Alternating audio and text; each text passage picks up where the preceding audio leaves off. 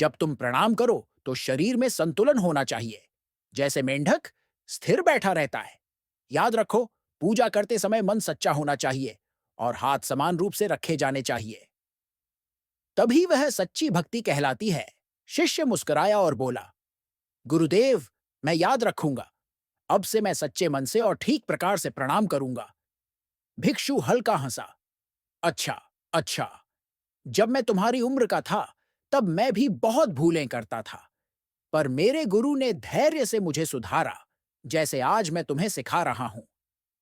फिर उसका स्वर भावुक हो गया।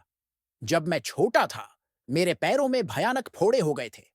वे सड़ गए और बहुत दर्द करते थे। मेरी मां ने हर दवा आजमाई, लेकिन कोई असर नहीं हुआ। तब मुझे समझ आया, यह मेरे कर्मों का फल था, एक कर्मिक रोग। ऐसी बीमारी को कोई औषधि नहीं ठीक कर सकती। इसलिए मैंने दवा छोड़ दी और अपना मन करुणामयी गुआनयीन बोधिसत्व की शरण में लगा दिया। शिष्य ने धीरे से पूछा, गुरुदेव, इतनी पीड़ा में भी आपने साधना कैसे जारी रखी? भिक्षु बोला, कड़वी चाय और सादा भोजन, यही सच्ची साधना है। धैर्य और सादगी ही सबसे बड़े गुरु हैं। शिष्य ने उत्सुकता से पूछा, गुरुदेव, जब आप सन्यासी बने तो आपके गुरु ने आपको क्या सिखाया? वृद्ध भिक्षु मुस्कुराया और बोला, उन्होंने बस मुझे अमिताभ बुद्ध का नाम जपना सिखाया। मैं कभी विद्यालय नहीं गया, न ही पढ़ना लिखना सीखा।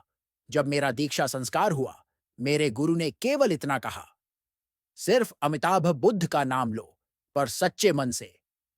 वह आगे बोले, उन्होंने सिखाया कि व्यर्थ की बातें मत करो, दूसरों की निंदा या आलोचना मत करो। सन्यासी को वस्त्र और भोजन में आसक्ति नहीं रखनी चाहिए। दूसरों से दान या सुविधा की आशा मत करो। यदि तुम अच्छे वस्त्र और स्वादिष्ट भोजन के मोह में पड़ जाओ, तो तुम्हारा मन शुद्ध भूमि, प्योर लैंड, जाने की इच्छा खो देगा। शिष्य ध्यानपूर्वक सुनता रहा। गुरुदेव, क्या मैं भी बुद्ध बन सकता हूं? भिक्षु ने शांत भाव से सिर हिलाया। यदि तुम सच्चे मन से साधना करोगे, तो अवश्य बन सकते हो। लेकिन यदि मन का विकास नहीं करोगे, तो उन्नति कैसे होगी? मैं तो दशकों से यही कर रहा हूं। हर सुबह 3 बजे उठता हूं, धूप जलाता हूं और बुद्ध का नाम जपता हूं। जब थक जाता हूं, तो दीवार से टिककर भी मौन में जप करता रहता हूं। यह कोई एक दिन का कार्य नहीं है। शिष्य ने गहराई से प्रणाम किया। गुरुदेव, मैं भी सच्चे मन से साधना करूंगा। भिक्षु मुस्कुराया। जब पूरा करने के बाद उसका पुण्य सभी को अर्पित करो। यह मत सोचो कि एक बार जपना पर्याप्त है। जब तक मन एकाग्र और शांत ना हो जाए, तब तक वह सच्चा जप नहीं कहलाता। शिष्य ने फिर प्रणाम किया और बोला, गुरुदेव, मैं आज विशेष रूप से आपसे मिलने आया हूं। मेरे कुछ साथी भी पूछना चाहते हैं, जब कोई बुद्ध का नाम जपता है, तो उसे कैसी दिव्य अनुभूतियां या संकेत मिल सकते हैं? वृद्ध भिक्षु ने मंद मुस्कान के साथ उत्तर दिया, अनुभव, चमत्कार, खोजने योग्य कुछ नहीं है। सबसे श्रेष्ठ अवस्था वही है जो स्वाभाविक हो। जब मन निर्मल होता है, तो चमत्कार स्वयं घटित होते हैं। वे कुछ क्षण चुप रहे, फिर धीरे से बोले, हर रात जब मैं जप करता हूं, तो मुझे लगता है कि असंख्य प्राणी मेरे चारों ओर खड़े हैं। कोई बिस्तर के पास, कोई खिड़की के बाहर, सब शांत मन से अमिताभ बुद्ध का नाम सुन रहे हैं। सुबह जब थकान से उठ नहीं पाता, तो कानों के पास कोई स्वर कहता है, उठो, अब फिर से जप करने का समय है। वह क्षण सचमुच अद्भुत होता है। शिष्य आश्चर्य से बोला, गुरुदेव, यह तो चमत्कार है।